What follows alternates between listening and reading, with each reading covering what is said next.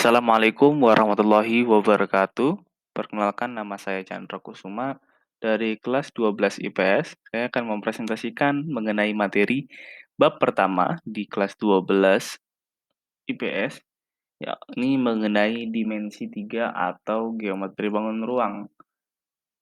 Mari kita mulai pembahasannya. Yang akan kita bahas berisi dibagi menjadi 3 subbab.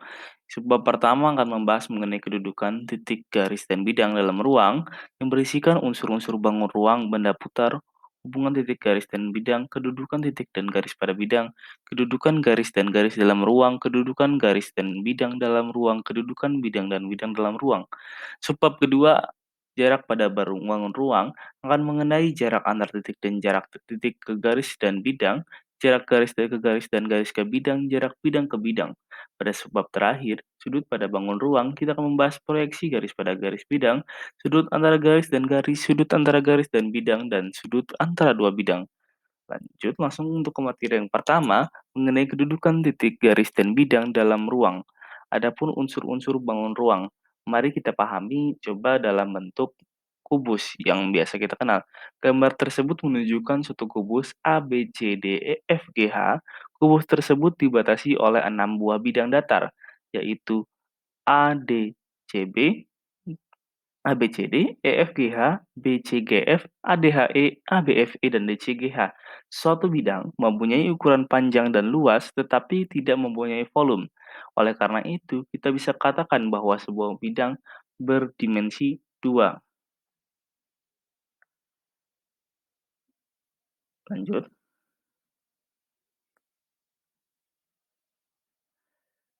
Keenam bidang tersebut masing-masing dibatasi oleh garis-garis, misalnya bidang ABCD dibatasi oleh garis AB, BC, DC, dan AD.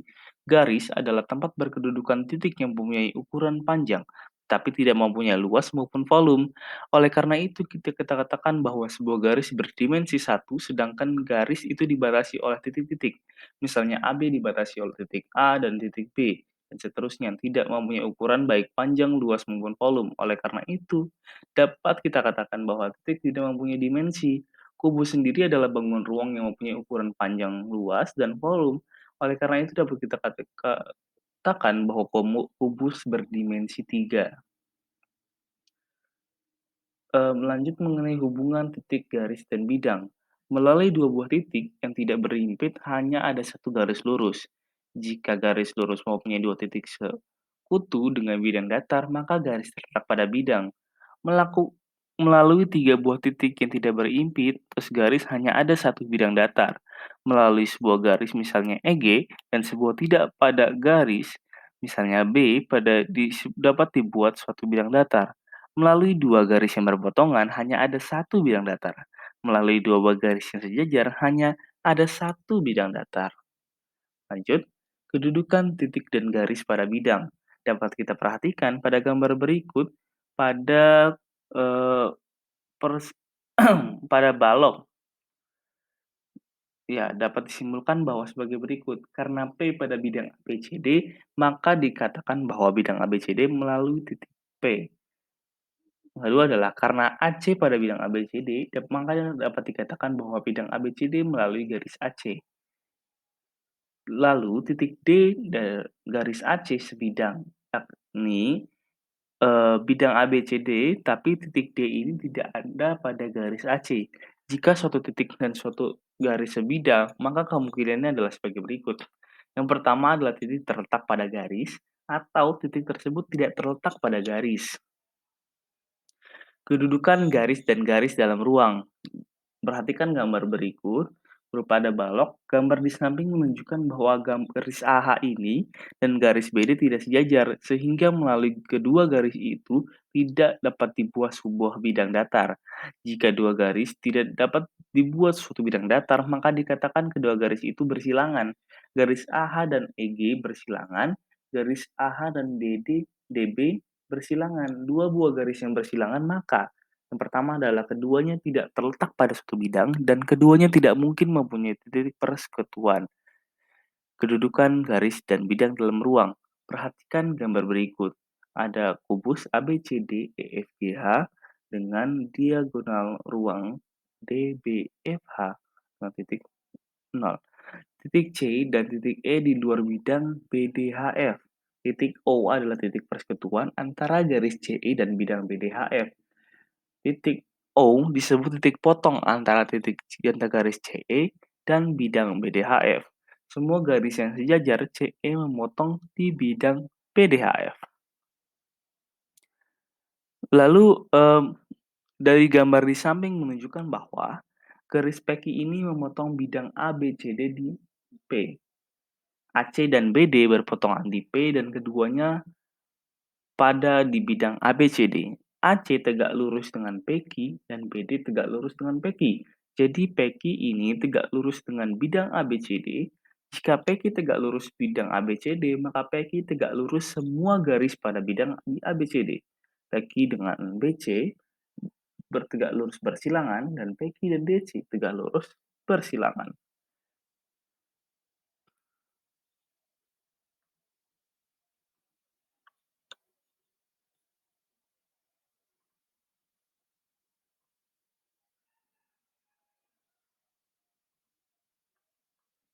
Kedudukan bidang dan bidang dalam ruang. Perhatikan gambar berikut. Gambar di samping menunjukkan bahwa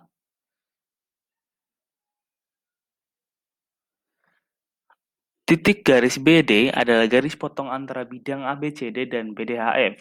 BD pada bidang ABCD dan BD pada BDHF, garis BD disebut garis persekutuan atau garis tumpuan. Garis PQ adalah garis persekutuan tumpuan bidang ACGE dan BDHF, maka kedua bidang ACGE dan BDHF berpotongan. Gambar di samping menunjukkan bahwa garis AC dan BD berpotongan pada bidang ABCD, garis EG dan FH berpotongan pada bidang EFGH, sedangkan AC sejajar dengan EG serta BD sejajar dengan FH. Jadi ABCD sejajar dengan berpotongan dengan FGH. Jika dua garis AC dan BD yang berpotongan pada suatu bidang ABCD sejajar dengan dua buah garis EG dan FH yang berpotongan pada bidang lain seperti EFGH, maka kedua bidang tersebut ABCD dan FGH dapat kita katakan sebagai bidang yang sejajar. Jarak antara kedua bidang ABCD dan FGH diwakili oleh AE dan CG. Dikarenakan AE tegak lurus dengan bidang FGH dan CG tegak lurus dengan bidang FGH. Bidang ACGE adalah satu persegi panjang, sehingga panjang AE sama dengan panjang CG. Sebagai contoh, dapat diketahui balok PQRSTUVW dapat kita tentukan titik sudutnya, rusuknya, bilangannya, titik yang terletak pada garis PQ,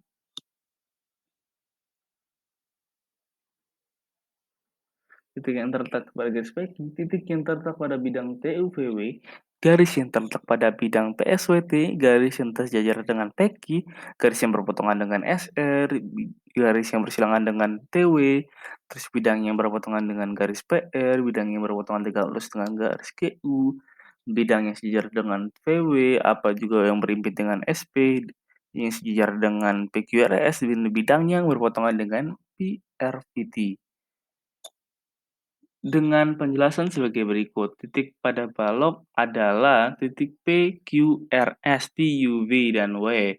Rusuk pada balok adalah garis PQ, QR, RS, SP, TU, UV, WW, WT, PT, QR, V, dan SW. Sisi bidang pada balok adalah bidang PQRS, PQET, TUI, WWS, TUI, PQET, QRV, dan PSWT. Titik yang terletak pada garis PQ adalah titik P dan titik Q. Titik yang terletak pada bidang TUVW adalah titik T, UV, dan W. Garis yang terletak pada bidang PSWT adalah garis PS, SW, WT, dan TP, dan PW, dan serta TS. Garis yang sejajar dengan garis PQ adalah garis SRW, VW, dan TU. Garis yang berpotongan dengan garis PSR adalah garis PS, WS, TS, US, OS, VS, OR, UR, VR, WR, TR, dan PR. Garis yang bersilangan dengan garis TW adalah garis SRPQ, PU, QSSU, OV, UR, SU, dan RF. Sebagaimana yang dapat kita lihat pada penjelasan berikut, dapat dikatakan bahwa garis D ada seperti yang dikatakan pada di gambar.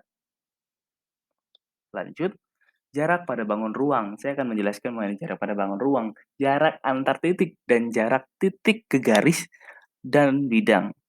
Perhatikan pada gambar berikut ada sebuah persegi dengan jarak D.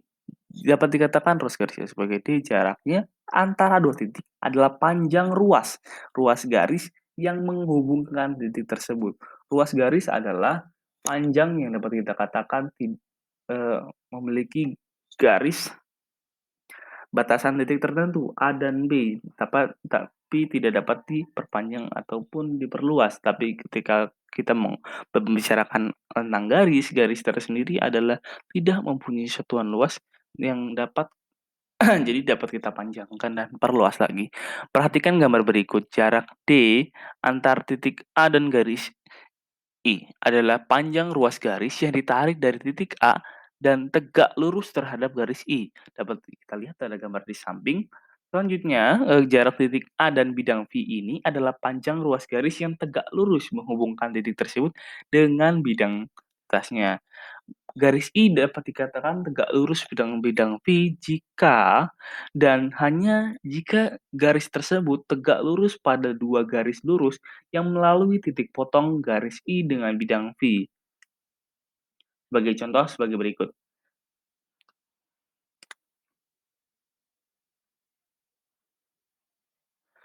Pada kubus ABCD FGH, buktikan bahwa garis AC tegak lurus terhadap bidang BDHF. Sebagai bukti, AC dan BD merupakan diagonal persegi ABCD sehingga AC tegak lurus dengan BD. Garis PQ pada BDHF bertengah sejajar dengan AE dan AE tegak lurus dengan AC sehingga AC tegak lurus dengan PQ. Berdasarkan pernyataan 1 dan 2, maka AC tegak lurus dengan bidang BDHF.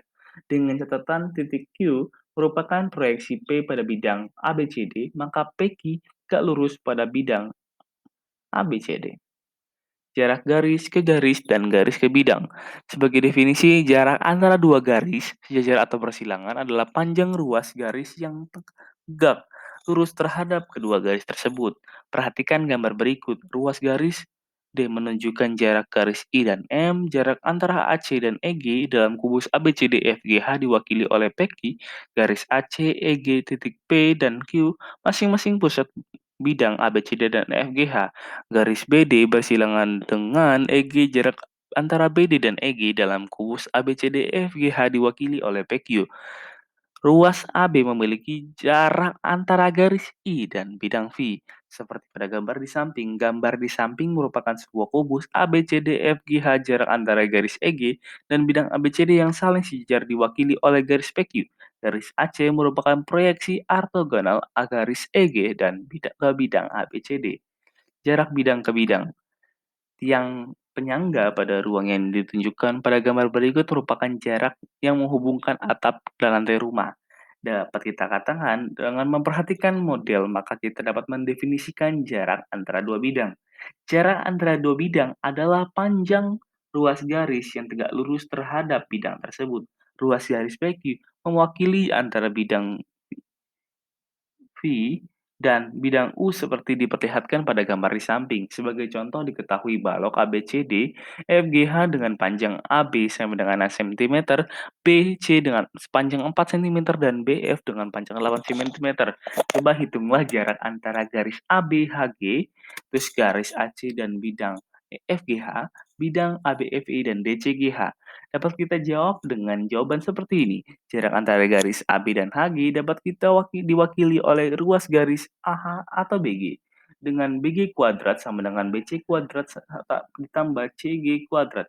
4 dikuadrat tambah 8 kuadrat 16 tambah 64 sama dengan 80. Sedangkan BG sama dengan 80 dapat kita sederhanakan dapat 4 akar 5. Jadi, jarak antara garis AB dan garis HG adalah 4 akar 5 cm. Jarak antara garis AC dan bidang FGH dapat diwakili oleh ruas garis AE atau CG, sehingga jarak yang dimaksud adalah 8 cm. Jarak antara bidang AB, FE, dan DCGH dapat diwakili oleh ruas garis BC, FG, EH, atau AD, sehingga jarak yang dimaksudkan adalah 4 cm. Sudut pada bangun ruang. Proyeksi pada bidang. Perhatikan gambar berikut. Gambar I di samping menunjukkan garis I yang melalui titik A dan titik B, melalui titik A dan titik B masing-masing dibuat garis yang tegak lurus pada bidang V, serta memotong bidang tersebut. di titik A aksen dan B aksen. Garis yang melalui A aksen dan B aksen dinamakan proyeksi ortogonal garis I pada bidang V. Gambar kedua ini menunjukkan PQRS adalah bidang datar horizontal, AC adalah garis yang tidak berimpit dan tidak sewajar dengan bidang PQRS. AC aksen adalah bayangan dari garis AC akibat pantulan sinar atau cahaya vertikal ke bidang PQRS sehingga paham. Garis AC aksen disebut proyeksi garis AC pada bidang PQRS. Yang kedua adalah sudut nol adalah sudut antara AC dengan bidang PQRS yang diwakili oleh sudut garis AC dengan proyeksinya AC aksen atau sudut CAC aksen. Sebagai contoh, diketahui kubus ABCD EFGH tentukan proyeksi garis AF terhadap bidang ABCD, AH terhadap bidang BDHF. Dengan jawab, garis FP tegak lurus bidang ABCD, sedangkan titik A terletak pada bidang ABCD. Dengan demikian, proyeksi garis AF terhadap bidang ABCD adalah garis AB. Garis AP terletak pada bidang BDHF jika titik merupakan pusat sisi ABCD. Karena titik H berimpit dengan bidang BDHF, maka proyeksi garis AH terhadap bidang BDHF adalah garis HP. Sudut antara garis dan garis. Dua garis yang tidak sejajar dalam ruang dapat berpotongan atau bersilangan. Jika dua garis berpotongan, maka kedua garis tersebut berada dalam bidang yang sama. Sebaiknya, jika kedua garis bersilangan, maka kedua garis tersebut tidak berada dalam satu bidang yang sama.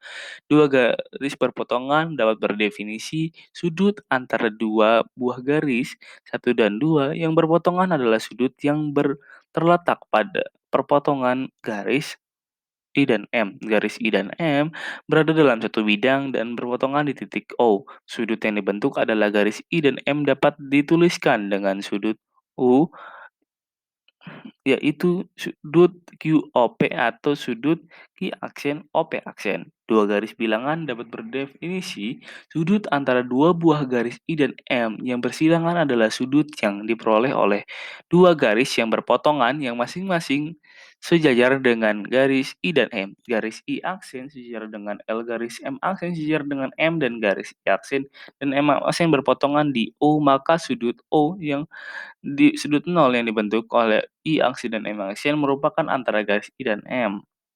Sebagai contoh, dapat kita ketahui kubus ABCDEFGH dengan panjang rusuk 4 cm, tentukan sudut yang dibentuk oleh garis-garis AH dan AC, AE dan ED. Garis AH dengan AC berpotongan di titik A dan terletak pada bidang AHC.